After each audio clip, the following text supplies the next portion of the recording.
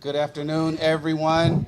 Thank you for coming out this afternoon. My name is Rick Anthony. I am the Director of Recreation Parks for Anne Arundel County.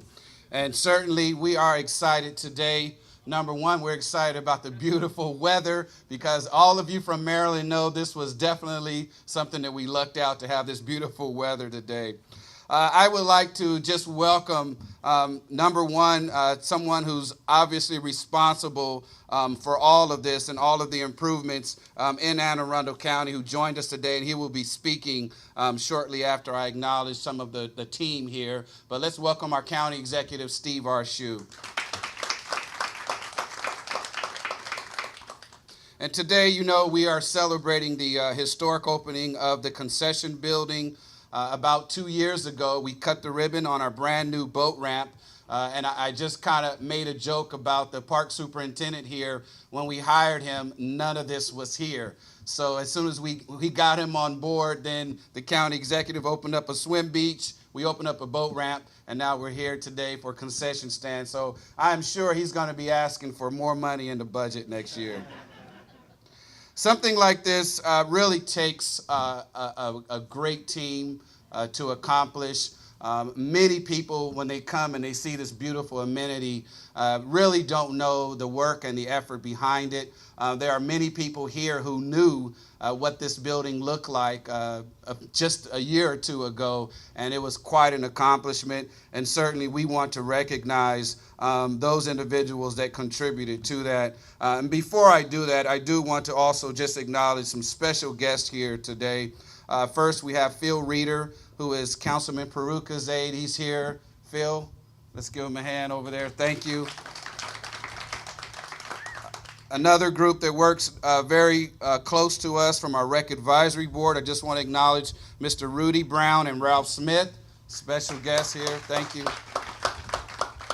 And then my team, Rec and Parks. If you're part of Rec and Parks, I know I will identify a few individuals, but we have a lot of you here, so just raise your hand because truly you guys are the ones that make all this happen, so thank you. So getting right to the construction of this project, first of all, our folks from DPW, Rajan Nigam and Judy Salter Brown from Erie and DPW, are they here? Thank you. And we also want to recognize the state's participation, and from the state Maryland DNR, we have Leland Carson and Margaret Lasher, so thank you for your support. From Maryland Historical Trust, we have Amanda Apple. She here? Very good. And from Planning and Zoning, we have Khadija Abdur Rahman and Darian Baverjan. I'm sorry if I mispronounced your name. And that's from DPW. I'm sorry. Got the wrong. Just to identify a few key people that's a part of my team also that I need to mention. Ken Albin is our Chief of Capital Projects and spent a tremendous amount of hours. His point person on this project was Erica Jackson, so we also want to acknowledge their work and their efforts here. We have Mr. Kevin Younger with RK&K. Is he here? There he is in the back. We have Donald Smith with Smith Architects. We have Nicholas Triafano with Trifano Builders. Nicholas Snyder with Mustang Construction. Just want to thank you all for being here. Thank you all for the hard work. And at this time, I was asked that we introduce our county exec again, Stephen Arshu.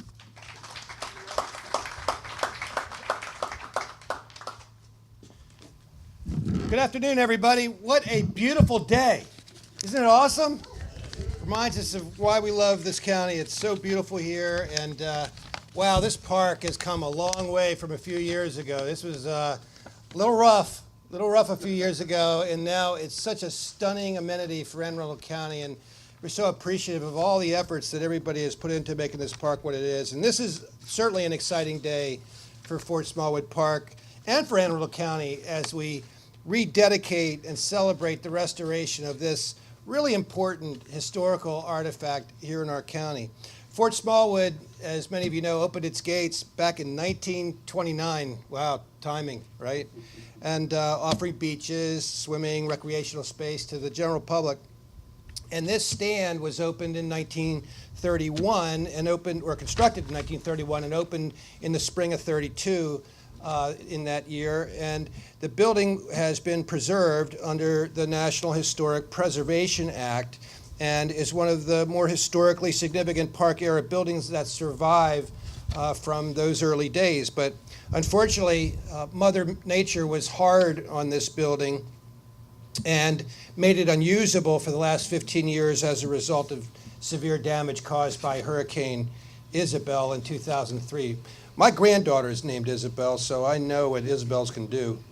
And but that didn't deter the staff, the ever intrepid, unstoppable staff of Recreation and Parks, as well as many residents who enjoy this park, to lobby and advocate for restoring this wonderful structure. So we went to work on it, invested $830,000 to return this concession stand to its former glory, part of a multi-year $8 million overall plan to upgrade this very important regional park.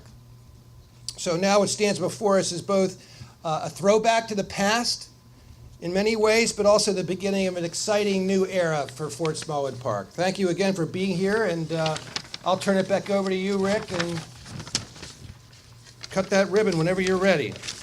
Have a great day, everybody. Thank you. Thank you, County Exec. Just a few details. The cost of the construction was approximately $830,000. The total cost, including design plans, overhead, is $1 million. We had some grants involved with that, so we thank you again, as we mentioned with the state Project Open Space, for state funding for this. So it truly was a team effort, and again, we're just excited about what we're doing. I do also want to acknowledge that when we do these ribbon cuttings, we have a lot of them this year.